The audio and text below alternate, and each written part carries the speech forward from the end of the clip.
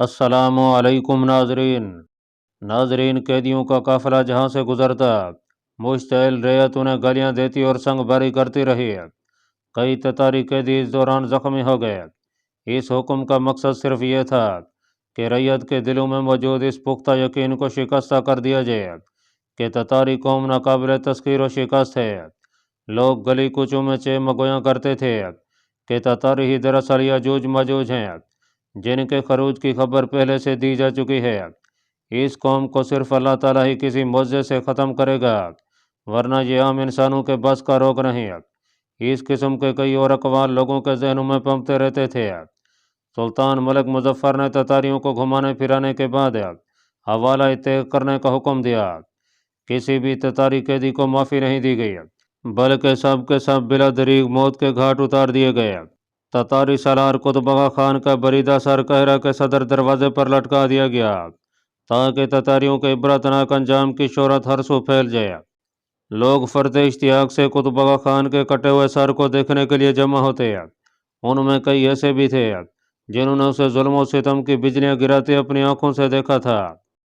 بیبرس کے اس قدم نے جہاں عالم اسلام کے زوال کو روکنے کی کوشش کی تھی، وہیں لوگوں کے ذہنوں میں نئی جہت پیدا کر دی تھی کہ تتاری کوئی آسمانی مخلوق نہیں اور نہ ہی وہ ناقابل تسخیر ہیں۔ مسلمان آج بھی اپنا سویا ہوا ایمانی جذبہ بیدار کر لیں تو کوئی وجہ نہیں کہ دوسری قومیں ان کے پاؤں چاڑتی ہوئی دکھائی نہ دیں۔ ان امور سے فارغ ہو کر سلطان ملک مظفر اپنے محل میں چلا آیا۔ وہ کچھ دیر آرام کرنا چاہتا تھا۔ وہ یہ فیصلہ کر چکا تھا کہ عید کے چوتھے دن مملوک افواج کو ساتھ لے کر بلاد شرقیہ و شام کی جانب روانہ ہو جائے گا۔ اس کے دل میں جو خواہش پیدا ہوئی تھی اللہ تعالیٰ نے بیبرس کے ہاتھوں سے پایہ تکمیل تک پہنچا دیا تھا۔ وہ بلاد شرقیہ و شام کو اپنی سلطنت کا حصہ بنانا چاہتا تھا، مگر تتاری قوت کا خوف دامن گیر رہتا تھا۔ بیبرس نے تتاری لشکر کو شکست دے کر اس خوف کو ذیل کر دیا تھا۔ وہ اپنے اندر خود اعتمادی کی نئی لہر دوڑتی محسوس کر رہا تھا۔ سلطان ملک مظفر چاہتا تھا کہ تتاری شکست کے بعد اسلامی ریاست سے تتاریوں کو مار بھگایا جائے۔ بیبرس نے اس کے خیال کو عملی صورت دے دی۔ وہ خود مجاہدین کے لشکر کے ساتھ بلاد شرقیہ و شام میں تتاریوں کا وجود مٹا رہا تھا۔ سلطان ملک مظفر کو بیبرس کی جانب سے مختلف کارروائیوں کی خبریں موصول ہوتی رہیں۔ وہ بیبرس کو کسی حد تک پسند کرنے لگا، مگر اس کی ذہانت و بہادری سے خائف بھی تھا۔ اس کی نگاہوں میں بیبرس کا تشکیل دیا ہوا لشکر بری طرح چبھتا رہا۔ رعایت اور امراء کے حلقوں میں بھی اب بیبرس کی تعریف و تصیف کے چرچے عام سنائی دے رہے تھے، جو کہ سلطان ملک مظفر کے لیے لمحہ فکریہ بنتے جا رہے تھے۔ سلطان محترم کن خیالوں میں ڈوبے ہوئے ہیں؟ اچانک ملکہ بدر منیر کی کھنکتی ہوئی آواز سنائی دی۔ سلطان ملک مظفر چونک کر تیزی سے پھیل گیا۔ ہم حالات کی نئی کروٹ کے بارے میں سوچ رہے ہیں۔ حالات تو بے حد خوش کن ہیں، رعیت بھی خوش ہے اور امراء بھی۔ ملکہ بدر منیر بینی خیز لہجے میں بولی۔ سلطان ملک مظفر نے سوالیہ انداز میں اس کی جانب دیکھا۔ جو شہرت آپ کے حصے میں آنا چاہیے تھی وہ کسی اور کو مل چکی ہے، ملکہ بدر منیر نے کہا۔ میں سمجھ رہا ہوں تم جو کہنا چاہتی ہو، میں بھی اسی بارے میں سوچ رہا ہوں کہ بیبرس جیسا معمولی سالار کہیں اس شہرت و مقبولیت کا ناجائز فائدہ نہ اٹھائے۔ سلطان ملک مظفر نے جواب دیا، آپ اسے کسی جرم کی پاداش میں سزا دینے کے بارے میں سوچ رہے تھے۔ اس جرم کی نوعیت اتنی اہم نہیں۔ اگر موجودہ صورتحال میں ایسا کوئی قدم اٹھایا گیا تو امراء کا حلقہ مخالفت پر اترے گا۔ سلطان ملک مظفر نے نفی میں سر جھٹکا۔ یہ کوئی مشکل کام نہیں۔ ملکہ بدر منیر کا لہجہ پورا سرار ہو گیا۔ کیا مطلب ہے؟ آپ بلاد شرقیہ و شام روانہ ہو رہے ہیں، وہاں تو آپ کو روکنے والا کوئی نہیں۔ خاص خادمین کا استعمال کیجیے اور بیبرس کو راہ سے ہٹا دیجیے۔ بعد میں کہہ دیجیے کہ دشمنوں سے جھڑپ میں بیبرس مارا گیا۔ کچھ دن رنج و غم کا مظاہرہ کیجیے، پھر سب کچھ ٹھیک ہو جائے گا۔ میرے ساتھ مملوک امراء بھی موجود ہوں گے، انہیں معلوم ہو گیا تو۔ سلطان محترم خدشات کو دل سے نکال دیجیے اور اس ضمن میں غور کیجیے کہ اگر بیبرس بلاد شرقیہ و شام کو اپنا تصرف میں لے کر خود مختاری کا اعلان کر دے تو آپ کیا کر سکتے ہیں؟ پھر اس کے قدم بلاد مصر کی جانب اٹھ سکتے ہیں۔ آپ کو یاد رکھنا چاہیے کہ آپ نے خود ایسے لوگوں کو اس کے ساتھ کیا ہے جو دل میں آپ سے بغض رکھتے ہیں۔ اور سرکشی اختیار کرنے میں ذرا نہیں چوکتے۔ میرا خیال تھا کہ تتاری یلغار میں ان سب کا صفایا ہو جائے گا، مگر نتیجہ اس کے برعکس نکلا۔ سلطان محترم کو اپنے اختیارات کے تحفظ کا پورا حق ہے۔ اس سے پہلے کہ کوئی آپ کے اقتدار پر نقب لگے، اس کا نام و نشان ہی مٹا دینا امور جہاں بانی کا پہلا قاعدہ ہے۔ ممکن ہے کہ بیبرس ایسا نہ ہو، یہ سب شیطانی وسوسے ہوں۔ سلطان محترم، حقیقت کی دنیا میں رہ کر بات کو حالات کے مطابق ڈھالنے کی کوشش کیجیے۔ آج بیبرس وفادار ہے تو کل باغی بھی ہو سکتا ہے۔ کل تک وہ معمولی سا سالار تھا، مگر اب اسے اپنی قوت کا احساس ہو چکا ہے، لہذا ضروری ہے کہ اس کا وجود فوراً مٹا دیا جائے۔ آپ کے ترکش میں ابھی کئی اور بیبرس موجود ہیں۔ ملکہ بدر منیر کا لہجہ بدل گیا، اس کا چہرہ سلطان ملک مظفر کی نادانی پر بگڑ سا گیا۔ سلطان ملک مظفر سوچ میں پڑ گیا۔ ملکہ بدر منیر کی باتیں اس کے ذہن میں پیدا ہونے والے خدشات کو ہوا دے رہی تھیں۔ بیبرس کے حریف امراء بھی اس قسم کے تبصرے کر چکے تھے۔ سلطان ملک مظفر کے دل میں یہ یقین جڑ پکڑ چکا تھا کہ بیبرس بہت جلد سرکشی کرتے ہوئے بلاد شرقیہ و شام پر قابض ہو جائے گا۔ وہ بیبرس کے خاتمے کے بارے میں غور کرنے لگا۔ ناظرین، بیبرس نے مرکہ ان جلوت میں تتاریوں کو شکست دے کر ان کی ریڑھ کی ہڈی توڑ دی تھی، لیکن اس کا کام ہنوز تشنائی تکمیل تھا، کیونکہ بلاد شرقیہ و شام میں تتاری قوت موجود تھی۔ تتاری حلب، حماد، دمشق، بصرہ اور کئی اہم شہروں پر قابض تھے۔ وہاں ان کے پاس بھرپور عسکری قوت موجود تھی۔ بیبرس کے ذہن میں یہ بات آئی کہ اگر اسلامی لشکر ان جلوس سے قاہرہ واپس روانہ ہو گیا تو ممکن ہے کہ تتاری قوتیں اکٹھی ہو کر بلاد مصر پر چڑھ دوڑیں۔ ہلاکو خان بھی ہزیمت کی خبر پا کر واپس لوٹ سکتا تھا۔ اس نے اپنے ساتھی مملوک امراء سے اس بارے میں صلاح و مشورہ کیا۔ سلطان ملک مظفر کی جانب سے وہ بے فکر ہو چکا تھا، کیونکہ علاؤالدین لولو حلب کی ولایت کی لالچ میں بیبرس کی سفارش میں کوئی کسر نہیں چھوڑنے والا تھا۔ مملوک امراء نے بیبرس کے اقدام کی بھرپور حمایت کی۔ بیبرس اسلامی لشکر کے ساتھ ارض فلسطین سے نکلا اور بلاد شرقیہ و شام پر ٹوٹ پڑا۔ اس نے ایک طوفانی یلغار میں ان تتاریوں کو جا لیا۔ تیز رفتاری سے سفر کرتا ہوا وہ بہت جلد مختلف مقامات پر پہنچ جاتا، ایک کے بعد ایک قلعہ فتح ہوتا چلا گیا۔ تتاری سپاہیوں کو بے دریغ موت کے گھاٹ اتار دیا گیا۔ بے شمار تتاری بیبرس سے مرغوب ہو کر راہ فرار اختیار کر گئے۔ بیبرس نے حلب، حماد، دمشق پر قبضہ کر کے تتاری سیادت کو کچل ڈالا۔ بیبرس نے اپنی اس طوفانی مہم میں تمام غداروں کو چن چن کر قتل کیا جنہوں نے تتاریوں کے ساتھ تعاون کیا تھا۔ ایک ماہ کی مدت میں وہ بلاد شام کی سرحدوں تک پہنچ گیا اور ان تمام علاقوں سے تتاریوں کو مار بھگایا۔ تتاریوں کے انخلاء کے بعد بیبرس نے ان علاقوں پر اپنے مملوک امراء کو مقرر کیا اور لشکر کے بہترین مجاہد رضاکار سپاہی ان کے پاس چھوڑے۔ وہ مملوک فوج کو وہاں ٹھہرا نہیں سکتا تھا، کیونکہ معاہدے کی روح سے یہ تمام فوج اسے قاہرہ واپس لے کر جانا تھی۔ بیبرس کی فہم و فراست بہادری سے بلاد شرقیہ و شام تتاری غرد گروں اور ان کی حمایت کا دم بھرنے والے نام نہاد مسلمانوں سے یکسر پاک ہو چکا تھا۔ بیبرس ہمس میں پڑاؤ ڈالے ہوئے تھا۔ یہاں بھی تتاری سیادت کو شکست سے فاش ہوئی۔ تتاری جنگی قیدیوں کے ساتھ باریت ایک سا سلوک کیا گیا، انہیں صفائی کا موقع دیے بغیر تہ تہ کر دیا گیا۔ بیبرس مزید آگے بڑھنے کے بارے میں سوچ رہا تھا کہ اسے اطلاع ملی کہ ایک قاصد اس سے ملنے کے لیے بیتاب ہے۔ بیبرس نے فوراً اسے حاضر کرنے کا حکم دیا۔ تھوڑی دیر بعد ایک قاصد بیبرس کے خیمے میں داخل ہوا۔ بیبرس پہلی نظر میں اسے پہچان گیا کہ وہ سلطان ملک مظفر کے خاص تربیت یافتہ محافظ غلاموں کی جماعت میں سے ایک تھا۔ بیبرس کے ساتھی مملوک امراء اس کی صورت دیکھ کر مضطرب دکھائی دیے۔ کہو قاصد، سلطان محترم کا کیا پیغام لائے ہو؟ بیبرس نے دریافت کیا۔ اس نے اپنے پہلو سے شاہی نامہ نکالا اور بیبرس کی جانب بڑھا دیا۔ بیبرس نے مراسلے کی جانب دیکھتے ہوئے قاصد کو پڑھنے کا حکم دیا۔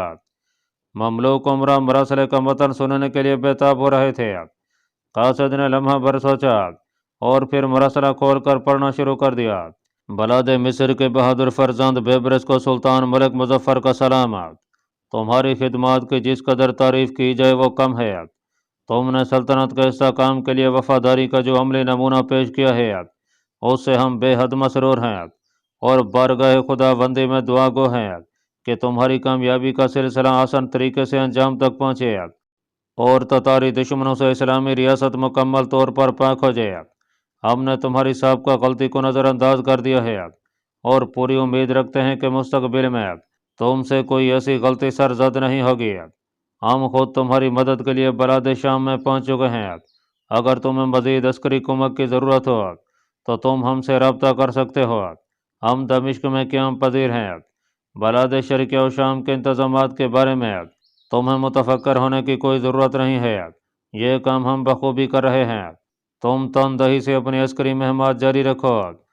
नाजरीन, शाही मरासले के मतन से आगाही पर सब लोगों के तने व असाब ढीले पड़ गए और चेहरों पर गहरा इत्मीनान छा गया। वो कासिद की अचानक आमद पर मुख्तलिफ किस्म के खदशात का शिकार हो रहे थे। कासिद ने खामोशी से शाही मरासले को लपेटा और आगे बढ़कर मरासला बेबरस के हाथ में थमा दिया। बेबरस ने मरासला उसके हाथ से लेकर एक जानिब रख दिया। वो सुल्तान मलिक मुजफ्फर की जानिब से भेजे गए पैगाम पर खुद को बेहद हल्का फुल्का महसूस कर रहा था। कासिद बदस्तूर उसके सर पर खड़ा था। बेबरस ने उसकी जानिब निगाह डाली, फिर खुद ही उसका मुद्दा जानकर मुस्करा उठा। उसने अपने हाथ से एक कीमती अंगूठी उतारी और उसकी जानिब बढ़ा दी। कासिद की नज़र जब कीमती अंगूठी पर पड़ी तो उसका सिता हुआ चेहरा खिल उठा। उसने जल्दी से बेबरस के हाथ से अंगूठी ले ली और उसे उलट पुलट कर देखने लगा। ममलूक उमरा कासिद की हरकत पर मुस्कराने लगे। कासिद ने अंगूठी अपने पहलू में बंधे पटके में उड़स ली और ताज़ीम के लिए झुकता चला गया। बेबरस ने हाथ के इशारे से उसे मना करना चाहा। दूसरे ही लम्हे सब लोगों के मुंह ताज्जुब से खुले रह गए। कासिद ने उड़ते हुए कमाल सरुआ से एक लंबे फल वाला खंजर बेबरस के जिस्म में उतार दिया था। बेबरस इस गैर मुतवक्के हमले के लिए बिल्कुल तैयार नहीं था। वो खंजर के वार से घायल होकर ज़मीन पर गिरता चला गया। नाजरीन, मतीउद्दीन ताज्जुब भरी निगाहों से नौजवान का चेहरा देख रहा था, जो उसके पैरों में खामोशी से खड़ा उसे तक रहा था। मतीउद्दीन ने उसके खदोखाल से अंदाज़ा लगाया कि वो यकीनन खारज़मी बाशिंदा है। मतीउद्दीन ने अपनी मुतगय्यर हालत संभालते हुए सवाल किया, तुम्हें यह अंदाज़ा क्यों हुआ कि मैं यहाँ के किसी घर की तलाश में हूँ? तुम्हारे चेहरे से छलकती हुई बेताबी इस बात की अक्कास है कि तुम ज़रूर उस पुराने मकान के मकीनों के बारे में कुछ जानना चाहते हो, वरना तुम यूं उस मकान के गिर्द चक्कर काटते दिखाई ना देते। नौजवान धीरे से मुस्करा कर बोला। मतीउद्दीन समझ गया कि वो जब मकान के गिर्द घूम फिर रहा था तो यह नौजवान करीबी कहीं मौजूद होगा। वो नौजवान मतीउद्दीन के चेहरे की बदलती रंगत से महसूस होता रहा। तुम्हारा अंदाज़ा बिल्कुल सही है। मैं यहाँ काफ़ी देर से अपने अजीज़ के घर की तलाश में मरा मरा फिर रहा हूँ। उसका घर इसी तरह की किसी गली में मौजूद है। जिस मकान के गिर्द तुम मुझे देख चुके हो, उसके बारे में मुझे शुबा गुजरा है कि वही उसका घर होगा, मगर मैं अपनी मुकम्मल तसल्ली के बगैर उस दरवाज़ा पर दस्तक नहीं देना चाहता था। मतीउद्दीन ने तोजी पेश किया। तुम बिला धड़क मुझे उस अजीज़ का नाम बताओ। मैं इसी गली का मकीन हूँ, शायद मैं तुम्हारी कुछ मदद कर सकूँ। नौजवान संजीदगी से बोला। मतीउद्दीन उसकी बात सुनकर सोच में पड़ गया कि अब क्या किया जाए कि इस घर के मकीनों के बारे में उसे दुरुस्त मालूमात हासिल हो जाएं और नौजवान भी किसी शक व शुबे का शिकार न हो। क्या बात है, कहीं घर के साथ साथ अपने अजीज़ का नाम भी तो नहीं भूल गए? नौजवान की चहकती हुई आवाज़ सुनाई दी। ऐसी बात नहीं। मतीउद्दीन उसकी बब्ती पर हंस पड़ा। मेरे उस अजीज़ का नाम नूरुद्दीन है। मतीउद्दीन के जहन में फौरी तौर पर अपने बाप का ही नाम आया था। नूरुद्दीन। नौजवान तवक्कुफ से सोचता हुआ बोला, इस नाम का तो कोई शख्स यहाँ नहीं रहता। अलबत्ता तुम जिस घर के गिर्द चक्कर काट रहे थे वो तो यहाँ के मशहूर मुबल्लिग आलम शेख इज़ुद्दीन का है। उसकी बात पर मतीउद्दीन की आंखों की चमक बढ़ गई। नौजवान के लबों से वो नाम निकल चुका था जिसकी दर हकीकत मतीउद्दीन को तलाश थी। वो अब आसानी से किसी से भी शेख इज़ुद्दीन के बारे में मज़ीद मालूमात हासिल कर सकता था। लड़के और अपने जहन पर जोर दो। शायद इस नाम का कोई शख्स यहीं कहीं किसी दूसरे महल्ले में मुकीम हो। मतीउद्दीन ने अपनी तवज्जो मुकम्मल करने की कोशिश की। नौजवान सर झुकाकर कुछ सोच रहा था। उसकी बात पर चौंक कर उसकी जानब देखने लगा। उसकी आंखों में अजीब सी चमक मौजूद थी। जहाँ तक मुझे याद पड़ता है, समरकंद में शायद इस नाम का कोई शख्स मौजूद नहीं। अलबत्ता तुम जहाँ से आए हो, यानी सराय में इस नाम का एक शख्स ज़रूर रहता है, जो कि यकीनन तुम्हारा बाप है। नौजवान ने सपाट लहजे में कहा। نوجوان کا جواب سن کر متی الدین کو لمحہ بھر کے لیے یوں لگا جیسے اس پر پہاڑ آ گرا ہو۔ خوف و تعجب سے اس کا چہرہ سفید پڑ گیا۔ ناظرین، سلطان ملک مظفر سیف الدین قطوزی قاہرہ سے اپنی مملوک افواج کے ساتھ سفر کرتا ہوا دمشق پہنچ چکا تھا۔ ارض فلسطین سے جب یہ لشکر بلاد شام میں داخل ہوا تو دل دہلا دینے والے اور روح فرسا مناظر دکھائی دیے۔ تتاری ظلم و ستم کا شکار ریت اور عالیشان عمارتوں کے کھنڈر تتاری غارت گری کی منہ بولتی تصویر تھے۔ مملوک لشکر تتاریوں کی مچائی گئی ہولناکی کو دیکھتا ہوا دمشق کی جانب بڑھتا رہا۔ یہ تو صرف بلاد شام کے علاقوں کی خفیہ تھی۔ اگر انہیں بلاد شام سے نکل کر بلاد عراق میں جانا پڑتا تو اس سے کہیں خوفناک مناظر دیکھنے کو ملتے۔ بلاد شام کے کئی شہر محض اس لیے تباہی سے بچ گئے تھے کہ انہیں ہلاکو خان کے صلیبی حلیفوں نے اپنے اراض و مقاصد کے لیے باقی رکھنا ضروری سمجھا تھا۔ تاتاریوں کی جہلیت اور سفاکانہ جبلت نے کئی صدیوں سے نمو پانے والی اسلامی و انسانی تہذیب و تمدن کے پرخچے اڑا کر رکھ دیے تھے۔ مملوک لشکر اطمینان سے سفر کرتا رہا اور بلاد شام و شرقیہ تتاری بربریت کے پرنم مناظر پیش کرتے رہے۔ جلے ہوئے اور گرائے گئے مکانات، قطار در قطار تباہ شدہ بازار، خون کے چھینٹوں کے خشک دھبے اور تتاریوں کے خوف سے سہمی ہوئی ریت۔ اسلامی لشکر جہاں جہاں سے گزرتا مصیبت زدہ لوگ اس کے گرد جمع ہو جاتے۔ کچھ لوگ سلطان ملک مظفر کے سامنے چیخ و پکار سے واویلا مچاتے تو کچھ لوگ ہاتھ جوڑ کر فریادیں کرتے دکھائی دیتے اور کچھ لوگ حقارت و نفرت بھری نگاہوں سے اسلامی لشکر کو برا بھلا کہتے۔ ان علاقوں میں موجود ناگفتہ بے حال مسلمان اسلامی لشکر کی آمد پر کسی قدر پرجوش دکھائی دیے۔ ان کی پنج مردہ نگاہیں مملوک لشکر کی جانب مستفسرانہ انداز میں اٹھتی ہیں اور ان کے خاموش لبوں پر یہ سوال مچلتا ہوا محسوس ہوتا کہ وہ اس وقت کہاں تھے جب ہلاکو خان قہر خدا بندی بن کر ظلم و ستم کی بجلی ان پر گرا رہا تھا۔ سلطان ملک مظفر مسلمانوں کی حالت زار اور یہ دل خراش مناظر دیکھ کر قریباً رو پڑا۔